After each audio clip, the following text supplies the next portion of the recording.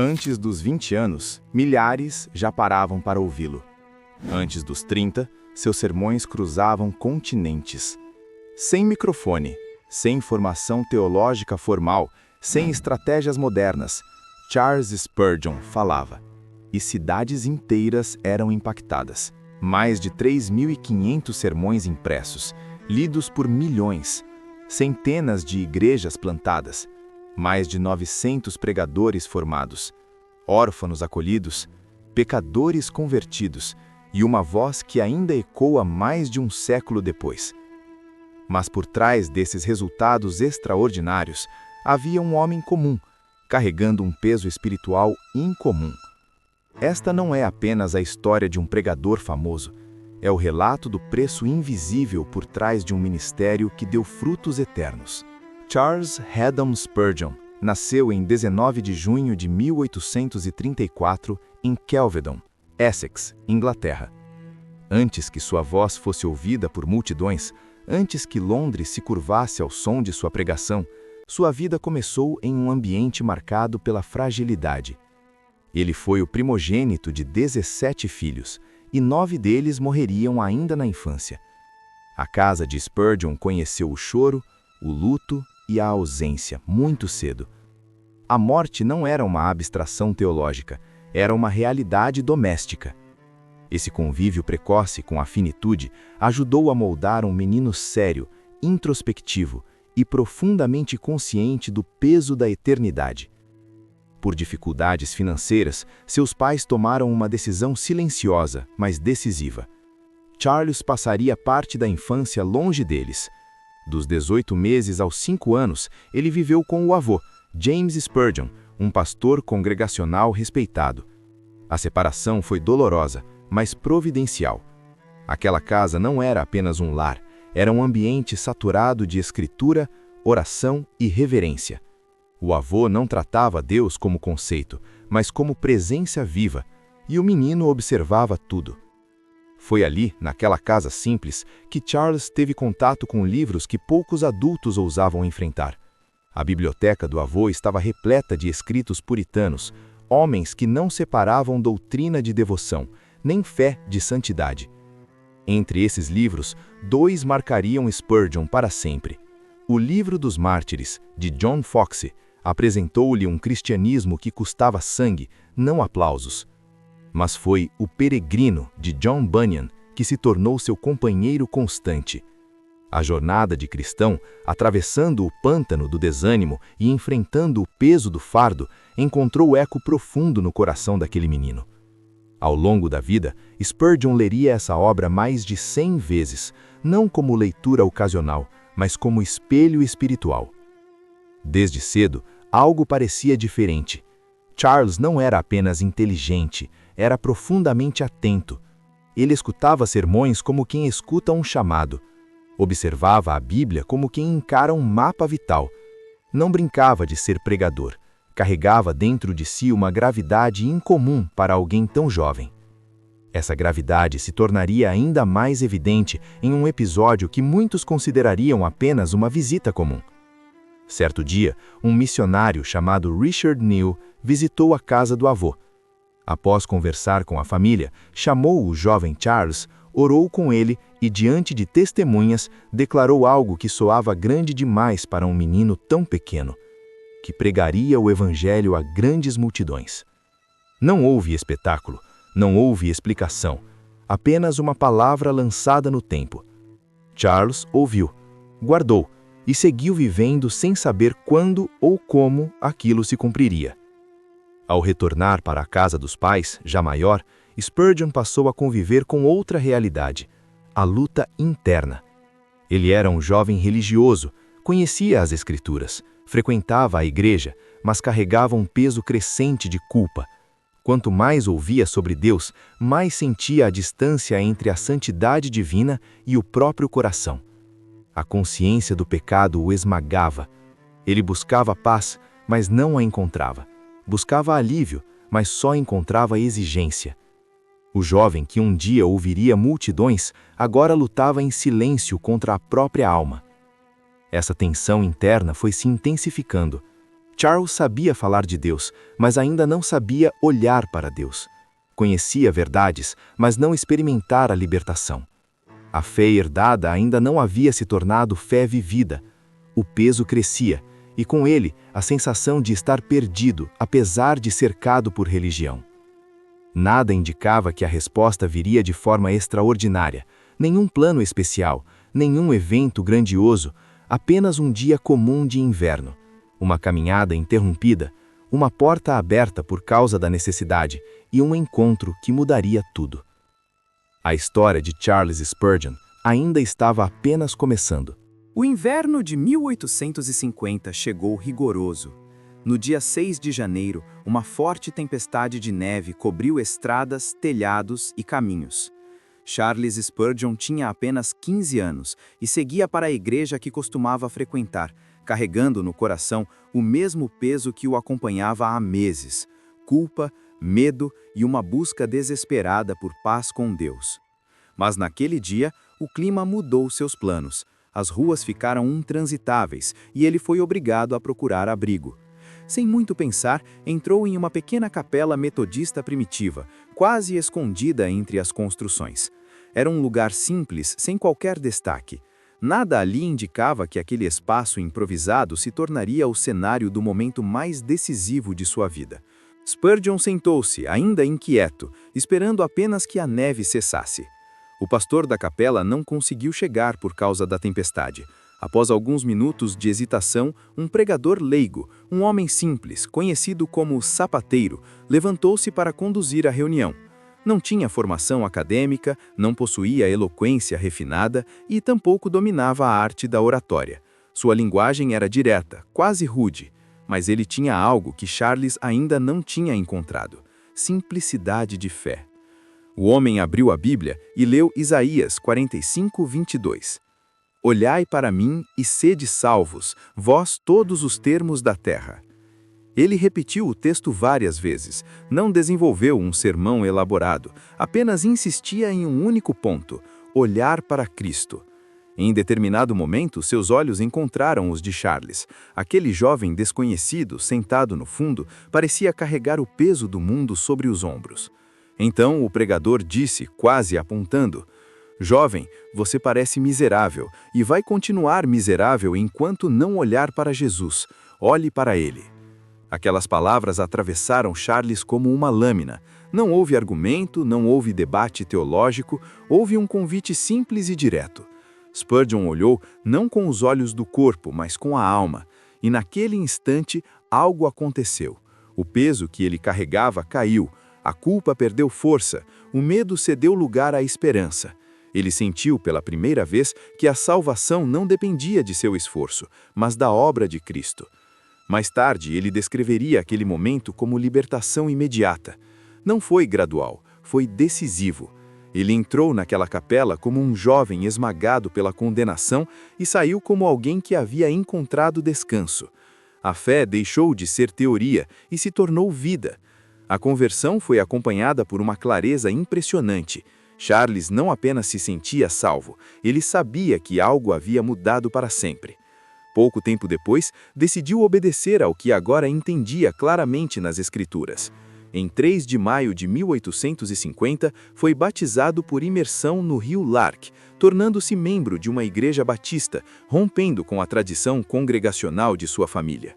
Não foi um gesto de rebeldia, mas de convicção. A partir daquele dia, a Bíblia ganhou outro peso em suas mãos. Os textos que antes o acusavam, agora o alimentavam. A palavra não o empurrava mais para o desespero, mas para a obediência. E com a obediência veio algo inesperado, um desejo ardente de falar sobre aquilo que havia experimentado. Charles não esperou anos para organizar a fé, não aguardou títulos nem permissões formais.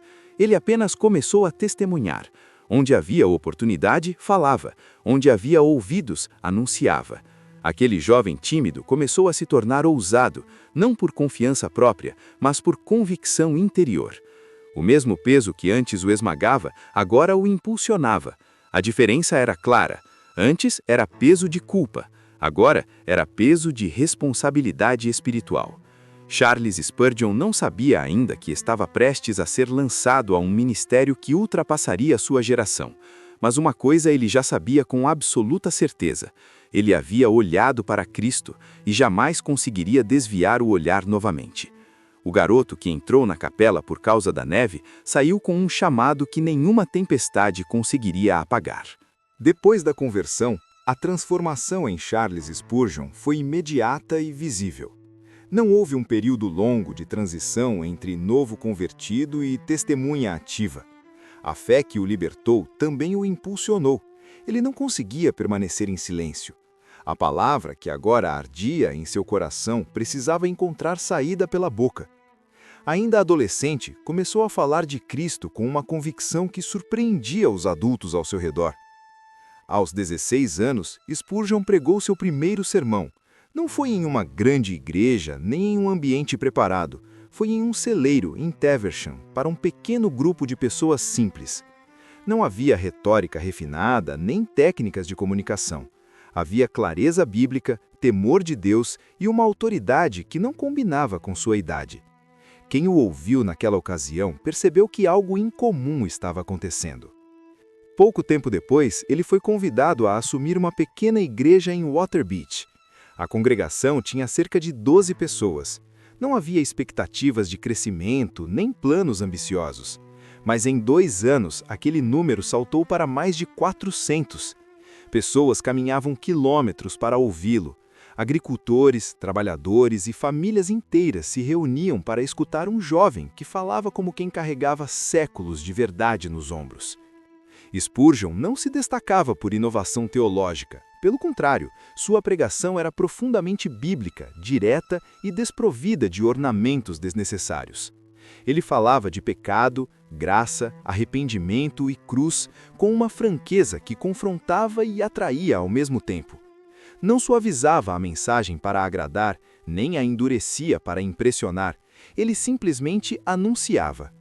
Essa combinação de simplicidade e autoridade logo chamou atenção além de Waterbeach. Em 1853, quando tinha apenas 19 anos, Charles Spurgeon recebeu um convite que mudaria o rumo de sua vida: pastorear a histórica New Park Street Chapel, em Londres. A igreja, que já havia sido relevante no passado, encontrava-se em declínio, com pouco mais de 100 frequentadores. Aceitar aquele chamado parecia, para muitos, um risco. Para Spurgeon, era apenas obediência. Desde os primeiros sermões, ficou claro que algo fora do comum estava acontecendo. As pessoas começaram a se aglomerar, as ruas tornaram-se difíceis de transitar nos dias de culto. A pequena capela já não comportava a multidão que queria ouvi-lo.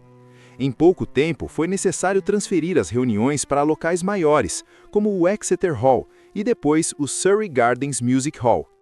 Spurgeon pregava sem microfone. Ainda assim, sua voz alcançava milhares.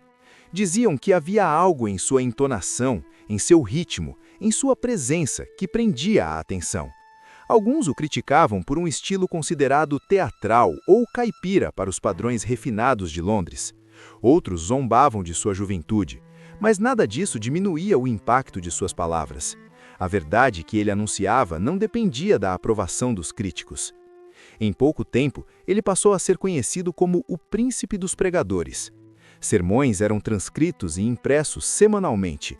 Pessoas que nunca o ouviram pessoalmente liam suas mensagens. O que começara em um celeiro agora ecoava por Inglaterra e além. A fama crescia, mas junto com ela crescia também um peso invisível.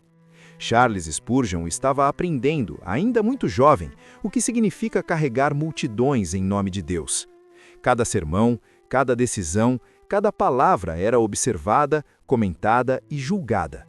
A responsabilidade espiritual se tornava cada vez mais intensa. Ele não era apenas um pregador talentoso, era alguém sobre quem expectativas enormes eram projetadas. Por trás do crescimento acelerado, havia noites mal dormidas, tensão constante e um senso profundo de responsabilidade diante de Deus. Spurgeon sabia que não pregava para entreter, pregava para almas eternas. Essa consciência o mantinha vigilante, mas também começava a cobrar seu preço. A ascensão foi rápida demais para ser leve. E sem que ele soubesse, um evento traumático se aproximava, algo que marcaria sua alma para sempre e revelaria o custo oculto de carregar multidões em nome de Deus. O crescimento do ministério de Charles Spurgeon parecia imparável. Multidões se reuniam onde quer que ele pregasse. Londres falava seu nome, jornais o citavam, igrejas disputavam espaço para recebê-lo. Mas o sucesso externo escondia uma realidade que ninguém conseguia medir: o impacto emocional e espiritual de carregar milhares de pessoas semana após semana, ainda tão jovem.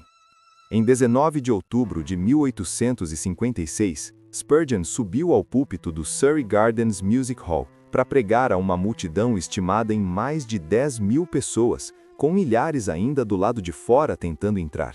Ele tinha apenas 22 anos. O ambiente era tenso, cheio, vibrante. Não havia microfones, não havia controle de multidão como hoje, apenas pessoas famintas por ouvir aquele jovem pregador. No meio da reunião, alguém gritou: "Fogo! Fogo!" Não havia fogo algum, mas o pânico foi real. Em segundos, a multidão entrou em desespero. Pessoas correram, empurraram, caíram.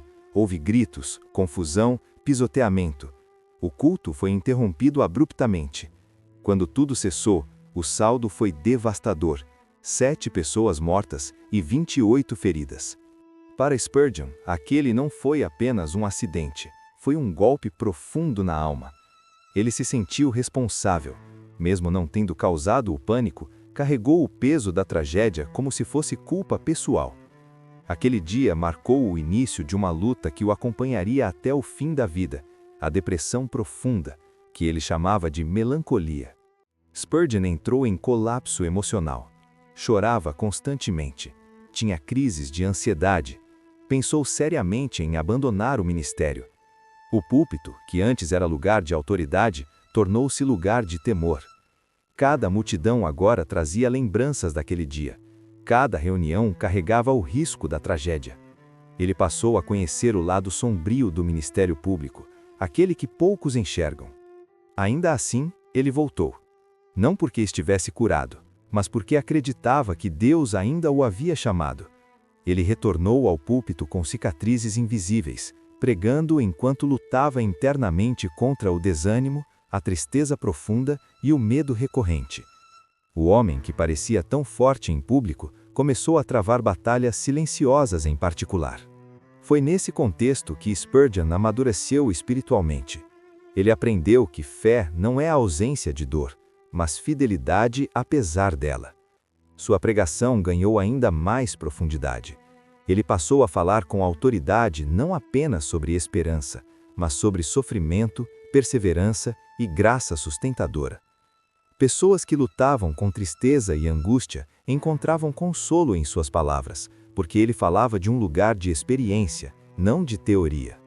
Poucos anos depois, em 1861, o Tabernáculo Metropolitano foi inaugurado.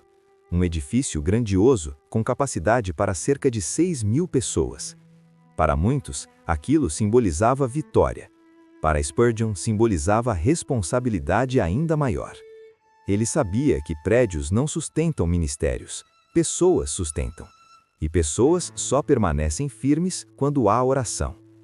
Por isso, enquanto ele pregava no grande salão, centenas de intercessores se reuniam em uma sala no subsolo, orando ininterruptamente. Spurgeon chamava aquele lugar de a casa de força. Ele afirmava sem hesitação que todo o poder que havia no púlpito nascia ali embaixo, longe dos olhos do público. O homem que um dia quase abandonou tudo, aprendeu que o ministério verdadeiro não se sustenta pela energia humana, mas por dependência contínua de Deus. A tragédia não o destruiu, o aprofundou, mas o custo emocional continuava alto. A dor física, a depressão e as lutas pessoais ainda estavam longe de terminar. Spurgeon havia aprendido a pregar para multidões. Agora estava aprendendo a sofrer sem perder a fé. E essa lição moldaria os últimos anos de sua vida de forma definitiva. Os últimos anos do ministério de Charles Spurgeon foram marcados menos pelo crescimento visível e mais pela perseverança silenciosa. O tabernáculo metropolitano estava estabelecido. Suas palavras atravessavam fronteiras por meio de livros e sermões impressos, e seu nome já era conhecido em diversos países. Ainda assim, sua vida pessoal tornava-se cada vez mais pesada. O homem que carregava multidões continuava carregando dores constantes no corpo e na alma. Spurgeon sofria intensamente de gota, uma condição dolorosa que atacava suas articulações e em muitas ocasiões o impedia de caminhar. Também lidava com problemas renais, conhecidos como doença de Bright, além de reumatismo persistente. Frequentemente precisava afastar-se de Londres para buscar alívio no clima mais quente de Menton, no sul da França. Esses períodos de afastamento não eram férias, mas tentativas de sobrevivência física. Enquanto isso, sua esposa, Susana, enfrentava limitações severas. Após o nascimento dos filhos gêmeos, Charles e Thomas, e uma cirurgia mal sucedida, ela tornou-se praticamente inválida. Passou grande parte da vida acamada. Ainda assim, tornou-se uma aliada incansável no ministério do marido, dedicando-se à distribuição de seus livros para pastores pobres, garantindo que a palavra alcançasse lugares onde Spurgeon jamais pisaria pessoalmente. Apesar das dores, sua produção não diminuiu. Spurgeon escreveu dezenas de livros, editou a revista The Sword and the Trowel e teve seus sermões publicados semanalmente, alcançando milhões de leitores. Ao final da vida, mais de 3.500 sermões haviam sido impressos, traduzidos para mais de 20 línguas. Nenhum outro homem deixou volume semelhante de material cristão escrito. Mesmo assim, ele nunca se considerou um intelectual distante. Era um leitor voraz, dono de uma biblioteca com cerca de 12.000 livros, mas nunca cursou formalmente um seminário teológico. Sua formação foi feita no silêncio dos livros, na dor da experiência e na disciplina da palavra. Nos últimos anos, Spurgeon enfrentou uma das maiores provações de sua vida ministerial, a chamada controvérsia do declínio. Ao perceber a entrada do liberalismo teológico na União Batista, com a negação da inspiração das Escrituras e a substituição da fé por racionalismo, ele se posicionou publicamente. Denunciou o afastamento da verdade bíblica e se recusou a permanecer em comunhão com aquilo que considerava traição ao Evangelho. Essa postura lhe custou caro, foi isolado, criticado e censurado por colegas que antes o admiravam. O homem que havia sido celebrado tornou-se inconveniente. A dor emocional causada por essa rejeição agravou sua saúde já frágil. Ainda assim, Spurgeon permaneceu firme. Preferiu a solidão à concessão. Preferiu perder reconhecimento a perder fidelidade. Em 31 de janeiro de 1892, em Menton, França, Charles Spurgeon morreu aos 57 anos. Pouco antes de partir, disse à esposa: "Querida, tenho desfrutado um tempo muito glorioso com meu Senhor." Seu corpo foi levado de volta a Londres. O funeral parou a cidade, janelas fecharam. Estima-se que entre 60.000 e 100.000 pessoas prestaram homenagem. Sobre seu caixão repousava uma Bíblia aberta em Isaías 45:22, o mesmo texto que havia sido lido naquela pequena capela muitos anos antes, no dia em que ele olhou para Cristo e foi salvo. Um homem que foi usado poderosamente por Deus, mas que nunca escondeu suas fraquezas, que pregou para multidões, mas viveu dependente da oração, que enfrentou depressão, dor e rejeição sem abandonar a fé. Sua voz silenciou, mas sua mensagem permanece. Em um mundo que valoriza resultados rápidos e aplausos imediatos, Charles Spurgeon continua lembrando que o verdadeiro ministério é construído com fidelidade, sofrimento e temor de Deus. E é por isso que, mesmo após tanto tempo, sua voz ainda ecoa.